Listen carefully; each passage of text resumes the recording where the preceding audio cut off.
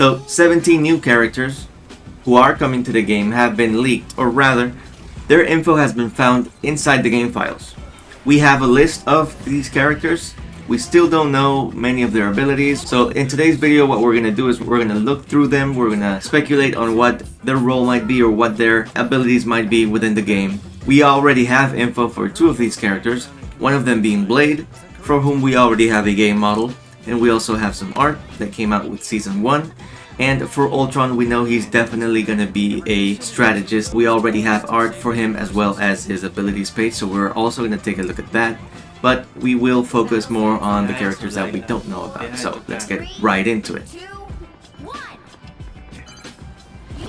Alright, so here's the list of the characters that are coming. It goes as follows. Of course, we have Blade, Ultron, then Angela, Captain Marvel, Colossus, Cyclops, Deadpool, Emma Frost, Hitmonkey, Jia Jing, Jean Grey, Locust, MODOK, Pace Pod Pete, Professor X, The Hood, and Valkyrie.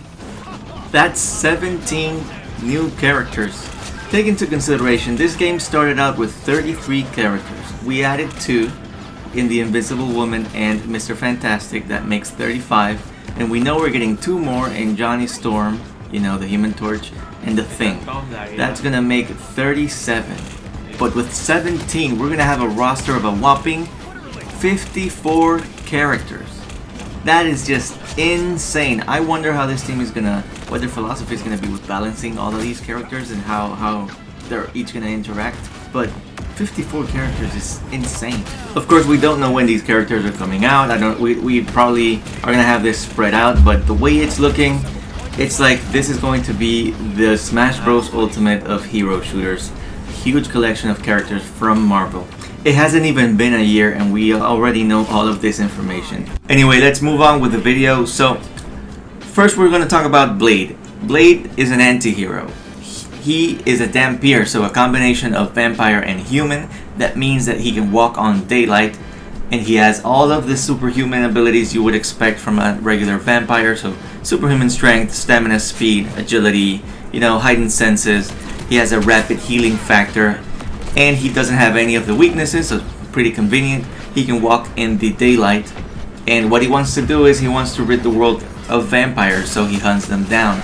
Now, in every single adaptation, we see him with a sword because he is a master swordsman. He is also a great marksman, and he's a martial artist master. So, boxing, capoeira, jiu-jitsu, kung fu, just anything you can imagine, he probably knows. So this guy definitely has to be a duelist. I don't imagine him being a strategist or a tank. One thing is that to survive, he does need to consume blood. So I imagine that his primary fire is going to be something like throwing his knives, probably marks people and hunts them down, and probably if he kills an enemy, he gets some health back. That would be super interesting. I'm imagining something more like Psylocke, where he's not a front-line duelist, he's more of a flanker, you know, he takes angles, looks for his prey, takes them down, rinse and repeat. The next one that I want to talk about is a villain, a super villain at that, Ultron. His powers are generally, you know, superhuman strength, speed, agility, flight, energy projection. He's a cybernetic android artificial intelligence, has a god complex, and he tries to destroy humanity. We already know what his abilities are going to be in this class. He's a strategist. He fires a primary laser that's going to heal your allies, and I suppose it's also going to damage enemies. He plays a little bit like Zenyatta would in Overwatch, where he has a drone that he can place on people and it will heal those heroes. But another ability that he has is that he can fly. Apparently we don't know how long, but I suppose something like Iron Man, and he can also fall slowly. Now for his ultimate is going to be just a bunch of drones that are either healing your allies or damaging enemies. It's incredible. I suppose his team up is going to be with Iron Man because he has a connection in the movie Iron Man Age of Ultron, or the Avengers Age of Ultron I should say. Right, so to not make the video too long, I want to talk about the mutants that we have in the list. So we have Professor X, who's probably going to be a support, I would think, or maybe a duelist, who knows. We have Jean Grey, definitely a duelist. We have Jia Jing, who has the ability to make her body like rock hard, so I suppose she's going to be a tank, a girl tank, which is great. We have Emma Frost, who has 2 mutations, and it could go both ways. It could either be that she's a support or she is a tank, because she has 2 mutations. One is making her a telepath and all the telepathic abilities, and the other one is making her body like diamond. So it's probably going to be a situation like Mr. Fantastic, where she could be something like a tank, but also something like a support, or like a strategist, I should say. And well, Cyclops, he's definitely going to be a duelist.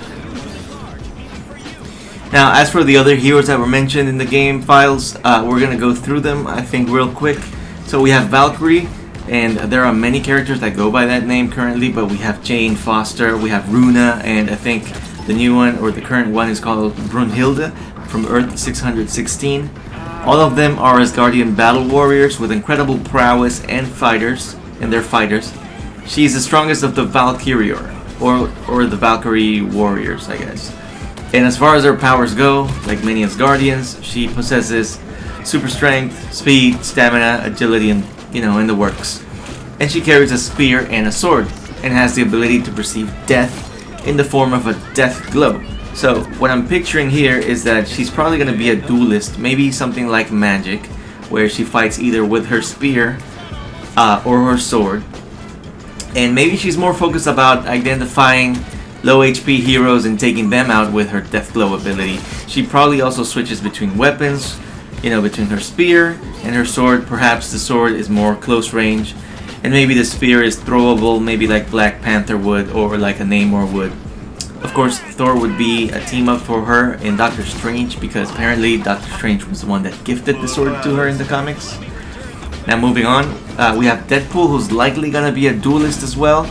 Perhaps he also has a healing ability like Wolverine, but I picture him more like a Genji, with his primary fire being a pistol, as well as having a sword that can probably deflect like we've seen in the movies. He maybe has a regen factor like Wolverine as well. Very likely that he swings his sword in one of his attacks, maybe up close. Now, team-ups, they could very well do team-ups like the ones they did in movies, where there's Wolverine, there's Colossus. We see them together in the movies. That would be incredible. Captain Marvel is definitely gonna be a tank. She's practically Superman, and it would be weird for her to be anything else. So likely she has flight as a movement ability, and very likely she has energy blasts for long range attacks. Or maybe it's her primary, who knows. She feels like she would be something like a tank hero, but with higher mobility. A close range brawler type, but she can reposition a bit quicker. I would hate for her to function like a Thor number 2, where she just has an empowered form and she slings energy beams. That would be incredibly boring if they went that route. Moving on, we have MODOK, so a human technician that was turned into a supercomputer and was placed in a life support chair called the Doom Chair. This guy, in being mutated, he developed a plethora of psychic abilities. I think this guy's gonna be a strategist through and through, very likely, because his powers include stuff like, telekinetic force fields, telepathy, mind control, but his chair also has stuff like missiles and lasers. So there's a slight chance he could maybe be a duelist, but I highly doubt it, because he doesn't look like the fighting type, or like the type it would be in the front lines. Another one is the Hood. This is a supervillain who became well known in the criminal underworld of New York City and eventually formed his own crime syndicate. I like that the devs are going with lesser known characters, giving them protagonism. I think that's part of what's going to keep this game fresh for years to come. Now the Hood has at his disposal a magical cloak and mystical abilities like teleportation, invisibility, and he can even walk on air with the use of magical boots.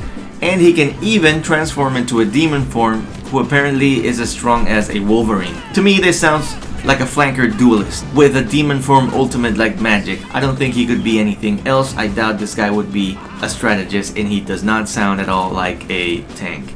So, another crazy character that they're trying to include is called Hitmonkey. This is again another lesser known hero, anti-hero, or whatever he is. Apparently he's simply just a Japanese macaque monkey with abilities like agility and reflexes, the ones that a monkey would have. But he's also an expert marksman and a martial artist. This is out of left field, like I mentioned, like no idea if he's a hero, an anti-hero, or what. It's looking like another Jeff the Land Shark situation, and I'm all for it. Crazy heroes like this, to me, are gonna be the lifeblood of the game. Now for Locust, I have no idea who or what she is.